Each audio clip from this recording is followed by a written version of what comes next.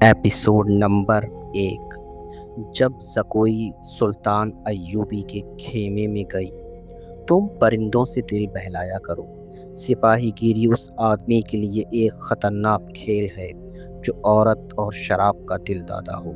یہ الفاظ 1175 میں سلطان صلاح الدین ایوبی نے اپنے چچا زاد بھائی خلیفہ الصالح کے ایک امیر سیف الدین کو لکھے تھے۔ ان دونوں نے صلیبیوں کو در پردہ مدد اور زر و جواہرات کا لالچ دیا اور صلاح الدین ایوبی کو شکست دینے کی سازش کی تھی۔ صلیبی یہی چاہتے تھے۔ انہوں نے حملہ کیا۔ الصالح اور سیف الدین نے ان کی مدد کی۔ صلاح الدین ایوبی نے ان سب کو شکست دی۔ امیر سیف الدین اپنا مال و متاع چھوڑ کر بھاگا۔ اس کے ذاتی خیمہ گاہ سے رنگ برنگے پرندے، حسین اور جوان رقاصائیں اور گانے والیوں، ساز اور سازندے اور شراب کے مٹکے برآمد ہوئے۔ صلاح الدین ایوبی نے پرندوں کو، ناچنے گانے والیوں اور ان کے سازندوں کو رہا کر دیا اور امیر سیف الدین کو اس مضمون کا خط لکھا: تم دونوں نے کفار کی پشت پناہی کر کے ان کے ہاتھوں میرا نام و نشان مٹانے کی کوشش کی، مگر یہ نہ سوچا کہ تمہاری یہ سازش عالم اسلام کا بھی نام و نشان مٹا سکتی ہے۔ تم مجھ سے حسد کرتے تھے تو مجھے قتل کرا دیا ہوتا۔ تم مجھ پر 2 قاتلانہ حملے کرا چکے ہو، دونوں ناکام رہے۔ اب ایک اور کوشش کر کے دیکھو، ہو سکتا ہے کامیاب ہو جاؤ۔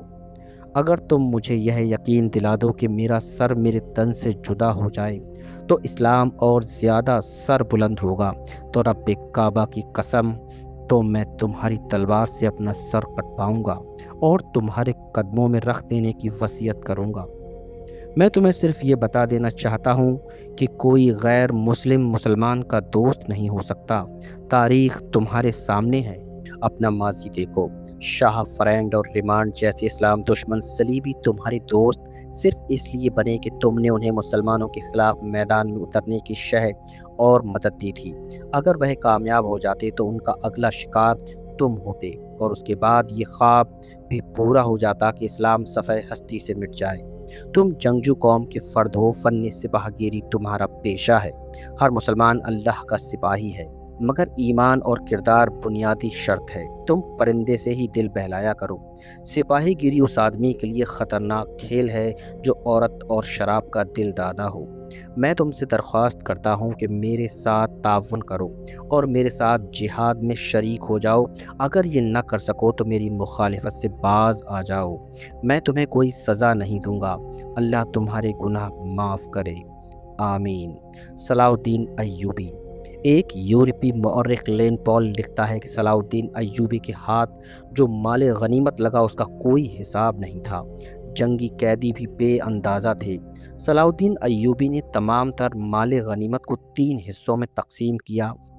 ایک حصہ جنگی قیدیوں میں تقسیم کرا کر انہیں رہا کر دیا، دوسرا حصہ اپنی سپاہ اور غریبوں میں تقسیم کیا، اور تیسرا حصہ مدرسہ نظام ملک کو دے دیا۔ اس نے اسی مدرسے سے تعلیم حاصل کی تھی۔ نہ خود کچھ رکھا، نہ اپنے کسی جنرل کو کچھ دیا۔ اس کا نتیجہ یہ ہوا کہ جنگی قیدی، جن میں بہت سے مسلمان تھے اور باقی غیر مسلم، رہا ہو کر صلاح الدین ایوبی کے کیمپ میں جمع ہو گئے اور اس کی اطاعت قبول کر کے اپنی خدمات اس کی فوج کے لیے پیش کر دیں۔ ایوبی کی کشادہ ظرفی دور دور تک مشہور ہو گئی۔ اس سے پہلے حسن بن صباح کے پر اسرار فرقے، جنہیں یورپی مورخوں نے قاتلوں کا گروہ لکھا ہے، صلاح الدین ایوبی پر 2 بار قاتلانہ حملہ کر چکے تھے، لیکن خدائے ذوالجلال کو اپنے اس مرد مجاہد سے بہت کام لینا تھا۔ دونوں بار ایک معجزہ ہوا کہ یہ اسلام کا یہ محافظ بال بال بچ گیا۔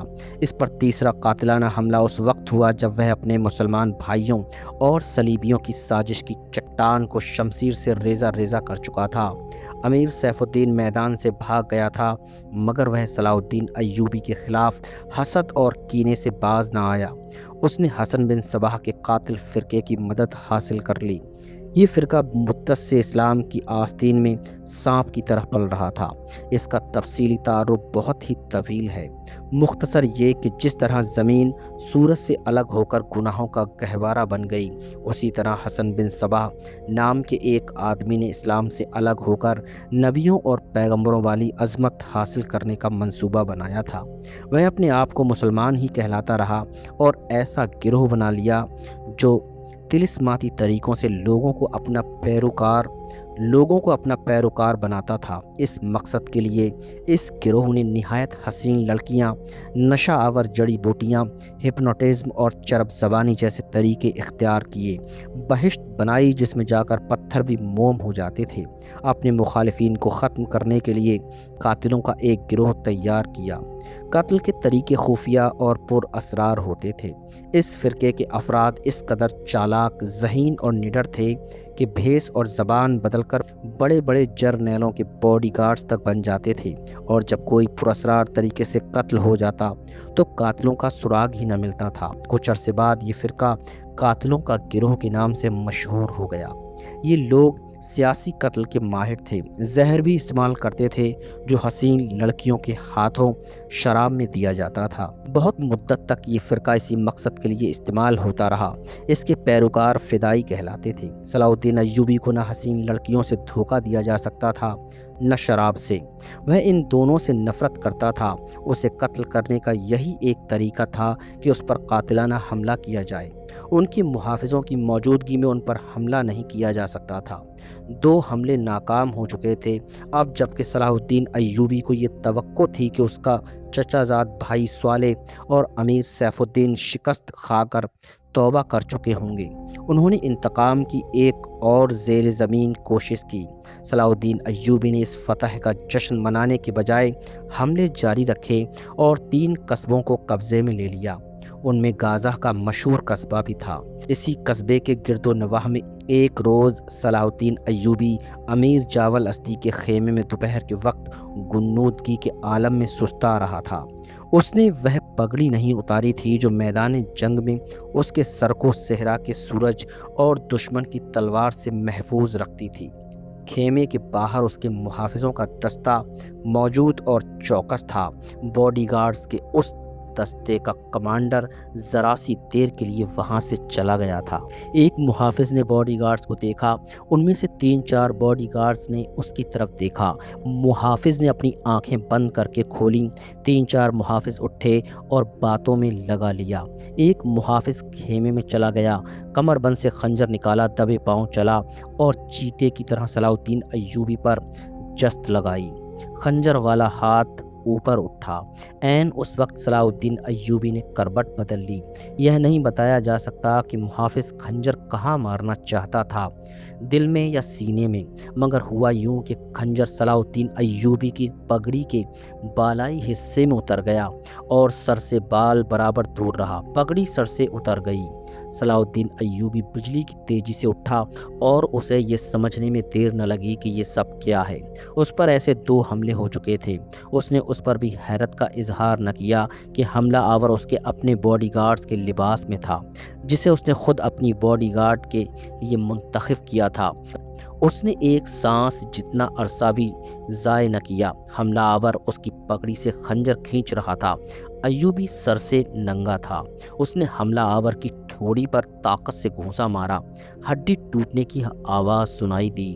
حملہ آور کا جبڑا ٹوٹ گیا تھا۔ وہ پیچھے کو گرا اور اس کے منہ سے ایک حیرت ناک آواز نکلی۔ اس کا خنجر صلاح الدین ایوبی کی پگڑی میں رہ گیا تھا۔ ایوبی نے اپنا خنجر نکال لیا۔ اتنے میں 2 اور محافظ دوڑتے اندر آئے۔ ان کے ہاتھوں میں تلوار تھی۔ صلاح الدین ایوبی نے انہیں کہا کہ اسے زندہ پکڑ لو، مگر یہ دونوں محافظ صلاح الدین ایوبی پر ٹوٹ پڑے۔ صلاح الدین ایوبی نے ایک خنجر سے 2 تلواروں کا مقابلہ کیا۔ یہ مقابلہ 1-2 منٹ کا تھا، کیونکہ تمام باڈی گارڈز اندر آ گئے تھے۔ صلاح الدین ایوبی یہ دیکھ کر حیران رہ گیا کہ اس کے باڈی گارڈز 2 حصوں میں تقسیم ہو کر ایک دوسرے کو لہو لہان کر رہے تھے۔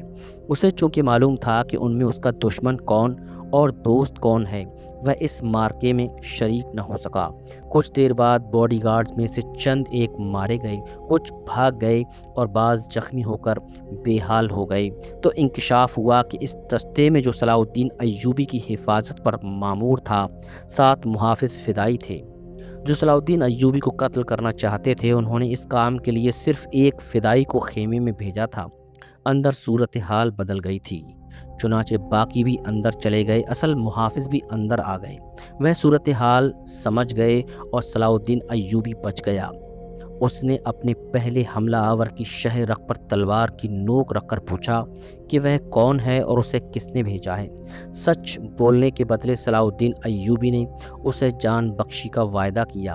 اس نے بتا دیا کہ وہ فدائی ہے اور اسے کیمشت کن، جسے بعض مورخوں نے گمشدگین لکھا ہے، نے اس کام کے لیے بھیجا تھا۔ کیمشت کن سوالے کے ایک قلعے کا گورنر تھا۔ اصل کہانی سنانے سے پہلے یہ ضروری معلوم ہوتا ہے کہ ان واقعات کے پہلے کے دور کو دیکھا جائے۔ صلاح الدین ایوبی کے نام، اس کی عظمت، تاریخ اسلام میں اس کے مقام اور کارنامے سے کون واقف نہیں؟ ملت اسلامیہ تو اسے بھول ہی نہیں سکتی، مسیحی دنیا بھی اسے یاد رکھے گی۔ لہٰذا یہ ضروری نہیں معلوم ہوتا کہ صلاح الدین ایوبی کا شجرہ نسب تفصیل سے بیان کیا جائے۔ ہم جو کہانی سنانے لگے ہیں وہ اس نوعیت کی ہے جس کی وسعت کے لیے تاریخ کا دامن تنگ ہوتا ہے۔ یہ تفصیلات وقائع نگاروں اور قلم کاروں کی ریکارڈ کی ہوئی ہوتی ہیں، کچھ سینہ و سینہ اگلی نسلوں تک پہنچتی ہیں۔ تاریخ کے دامن میں صلاح الدین ایوبی کے صرف کارنامے محفوظ کیے گئے ہیں، ان سازشوں کا ذکر بہت کم آیا ہے جو اپنوں نے ان کے خلاف کی، اور اس کی بڑھتی ہوئی شہرت اور عظمت کو داغدار کرنے کے لیے ایسی لڑکیوں کے جال میں پھانسنے کی بار بار کوشش کی گئی جن کے حسن میں طلسماتی اثر تھا۔ تاریخ اسلام کا یہ حقیقی ڈرامہ 23 مارچ 1169 کے روز سے شروع ہوتا ہے، جب صلاح الدین ایوبی کو مصر کا وائسرائے اور فوج کا کمانڈر ان چیف بنایا گیا۔ اسے اتنا بڑا رتبہ ایک تو اس لیے دیا گیا کہ وہ حکمراں خاندان کا نونہال تھا، اور دوسرے اس لیے کہ اوائل عمر میں ہی وہ فن حرب و ضرب کا ماہر ہو گیا تھا۔ سپاہی گیری ورثے میں پائی تھی۔ اس کے ذہن میں حکمرانی کے معنی بادشاہت نہیں، اسلام کی پاسبانی اور قوم کی عظمت اور فلاح بہبود تھی۔ اس کا جب شعور بیدار ہوا تو پہلی خلش یہ محسوس کی کہ مسلمان حکمرانوں میں نہ صرف یہ کہ اتحاد نہیں بلکہ ایک دوسرے کی مدد سے گریز کرتے تھے۔ وہ عیاش ہو گئے تھے۔ شراب اور عورت نے جہاں ان کی زندگی رنگین بنا رکھی تھی، وہاں عالم اسلام اور خدا کے اس عظیم مذہب کا مستقبل تاریک ہو گیا تھا۔ ان کے امیروں، ان کے وزیروں اور مشیروں کے حرم غیر مسلم لڑکیوں سے بھرے ہوئے تھے۔ زیادہ تر لڑکیاں یہودی اور عیسائی تھیں جنہیں خاص تربیت دے کر ان حرموں میں داخل کیا گیا تھا۔ غیر معمولی حسن اور اداکاری میں کمال رکھنے والی یہ لڑکیاں مسلمان حکمرانوں اور سربراہوں کے کردار اور قومی جذبے کو دیمک کی طرح کھا رہی تھیں۔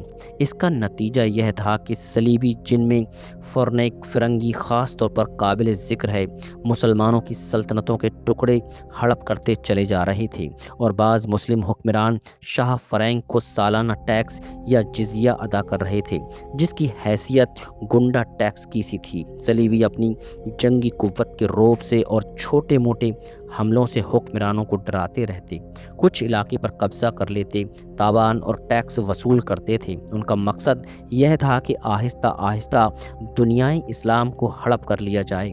مسلمان حکمران اپنی رعایا کا خون چوس کر ٹیکس دیتے رہتے تھے۔ ان کا مقصد یہ تھا کہ انہیں عیش و عشرت میں پریشان نہ کیا جائے۔ فرقہ پرستی کے بیج بھی بو دیے گئے تھے۔ ان میں سب سے زیادہ خطرناک فرقہ حسن بن صباح کا تھا، جو صلاح الدین ایوبی کی جوانی سے 1 صدی پہلے معرض وجود میں آیا تھا۔ یہ مفاد پرستوں کا فرقہ تھا، بے حد خطرناک اور پر اسرار۔ یہ لوگ اپنے آپ کو فدائی کہلاتے تھے، جو بعد میں حشیشین کے نام سے مشہور ہوئے، کیونکہ وہ حشیش نام کی ایک نشہ آور شے سے دوسروں کو اپنے جال میں پھانستے تھے۔ صلاح الدین ایوبی نے مدرسہ نظام الملک میں تعلیم حاصل کی۔ یاد رہے کہ نظام الملک دنیائے اسلام کی ایک سلطنت کے وزیر تھے۔ یہ مدرسہ انہوں نے قائم کیا تھا جس میں اسلامی تعلیم دی جاتی تھی اور بچوں کو اسلامی نظریات اور تاریخ سے بہرہبر کیا جاتا تھا۔ ایک مورخ ابن الاطہر کے مطابق نظام الملک حسن بن صباح کے فدائیوں کا پہلا شکار ہوئے تھے، کیونکہ وہ رومیوں کی توسیع پسندی کی راہ میں چٹان بنے ہوئے تھے۔ رومیوں نے 1091 میں انہیں فدائیوں کے ہاتھوں قتل کرا دیا۔ ان کا مدرسہ قائم رہا۔ صلاح الدین ایوبی نے وہیں تعلیم حاصل کی۔ اسی عمر میں اس نے سپاہ گیری کی تربیت اپنے بزرگوں سے لی۔ نور الدین جنگی نے اسے جنگی چالیں سکھائیں، ملک کے انتظامات کے سبق دیے اور ڈپلومیسی مہارت دی۔ اس تعلیم و تربیت نے اس کے اندر وہ جذبہ پیدا کر دیا جس نے آگے چل کر اسے صلیبیوں کے لیے بجلی بنا دیا۔ اوائل جوانی میں ہی اس نے چہ ذہانت اور اہلیت حاصل کر لی تھی جو ایک سالار اعظم کے لیے ضروری ہوتی ہے۔ صلاح الدین ایوبی نے فن حرب و ضرب میں جاسوسی، انٹیلیجنس، کمانڈو اور گوریلا آپریشن کو خصوصی اہمیت دی۔ اس نے دیکھ لیا تھا کہ صلیبی جاسوسی کے میدان میں آگے نکل گئے ہیں، وہ مسلمانوں کے نظریات پر نہایت کارگر حملے کر رہے ہیں۔ صلاح الدین ایوبی نظریات کے محاذ پر لڑنا چاہتا تھا جس میں تلوار استعمال نہیں ہوتی۔ اس کہانی میں آگے چل کر آپ دیکھیں گے کہ اس کی تلوار کا وار تو گہرا ہوتا ہی تھا، اس کی محبت کا وار اس سے کہیں زیادہ مار کرتا تھا۔ اس کے لیے تحمل اور بردباری کی ضرورت ہوتی ہے جو اس نے اوائل عمر میں ہی اپنے آپ میں پیدا کر لی تھی۔ اسے جب مصر کا وائس رائے اور کمانڈر ان چیف بنا کر مصر بھیجا گیا تو ان سینئر افسروں نے ہنگامہ برپا کر دیا جو اس عہدے کی آس لگائے بیٹھے تھے۔ ان کی نگاہ میں صلاح الدین ایوبی ابھی طفل مکتب تھا، مگر اس طفل مکتب نے جب ان کا سامنا کیا، اس کی باتیں سنی تو ان کا احتجاج سرد پڑ گیا۔ مورخ لین پول کے مطابق صلاح الدین ایوبی ڈسپلن کا بڑا ہی سخت ثابت ہوا۔ اس نے تفریح، عیاشی اور آرام کو اپنے لیے اور اپنی افواج کے لیے حرام قرار دے دیا۔ اس نے اپنی دماغی اور جسمانی قوتوں کو صرف اس مقصد پر مرکوز کر دیا کہ سلطنت اسلامیہ کو مستحکم کرنا ہے اور صلیبیوں کو اس سرزمین سے نکالنا ہے۔ فلسطین پر وہ ہر قیمت پر قبضہ کرنا چاہتا تھا۔ اس نے یہی مقاصد اپنی فوج کو دیے۔ مصر کا وائس رائے بن کر اس نے کہا، خدا نے مجھے مصر کی سرزمین دی ہے، اس کی ذات باری مجھے فلسطین بھی ضرور عطا کرے گی۔ مگر مصر پہنچ کر اس پر انکشاف ہوا کہ اس کا مقابلہ صرف صلیبیوں سے نہیں بلکہ اپنے مسلمان بھائیوں نے اس کی راہ میں بڑے بڑے حسین جال بچھا رکھے ہیں جو صلیبیوں کے عزائم اور جنگی قوت سے زیادہ خطرناک ہیں۔